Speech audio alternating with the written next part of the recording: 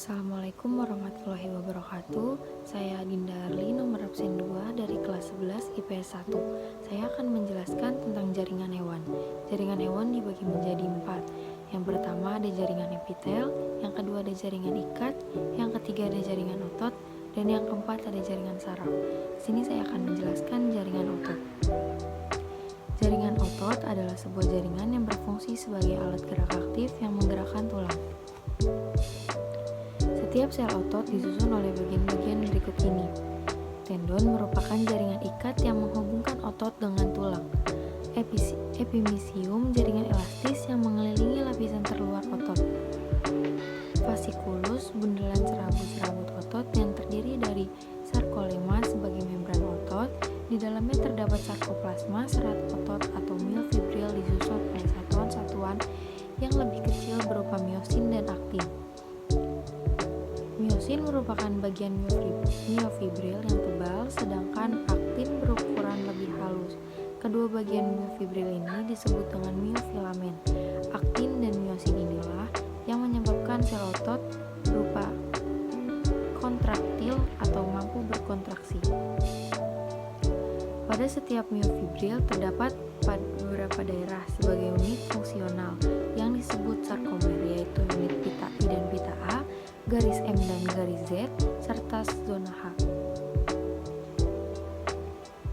Pita I hanya mengandung aktin dan menghasilkan daerah terang pada otot. Pita A mengandung aktin dan miosin sekaligus menghasilkan daerah gelap pada otot. Garis M merupakan bagian dari pita A yang mengandung filamen kasar di bagian tengahnya. Garis Z, garis penghubung antara sarkomer. Zona H adalah daerah terang yang sempit di antara daerah gelap pita A. Zona H ini hanya mengandung miosin saja. Nah, teman-teman, otot dapat menggerakkan rangka kita dengan cara kontraksi dan relaksasi. Kontraksi merupakan keadaan saat otot menegang atau memendek. Saat otot berkontraksi, miosin menarik aktin sehingga pita I memendek, zona H hilang, bergabungan protein aktin dan miosin ini disebut juga aktomiosin. Relaksasi merupakan keadaan saat otot kembali memanjang setelah mengalami kontraksi. Saat relaksasi, miosin melepas aktin sehingga pita I kembali memanjang dan zona H kembali muncul. Jadi, ingat ya, kontraksi otot memendek dan relaksasi otot memanjang. Dan beginilah catatan tentang cara kerja otot saat akan berkontraksi. Miosin aktif akan menggerakkan aktin dengan bantuan Ca2+ dan ATP. Saat otot berkontraksi, miosin menarik aktin sehingga pita I memendek dan zona H hilang. Saat relaksasi, miosin melepas aktin sehingga pita I kembali memanjang, zona H kembali muncul. Selanjutnya, kita akan membahas jenis-jenis jaringan otot berdasarkan bentuknya.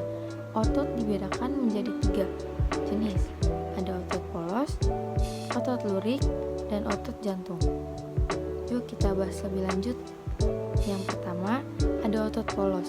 Karena serabut kontraktilnya tidak memantulkan cahaya berselang-seling, sehingga sarkoplasmanya tampak polos dan homogen.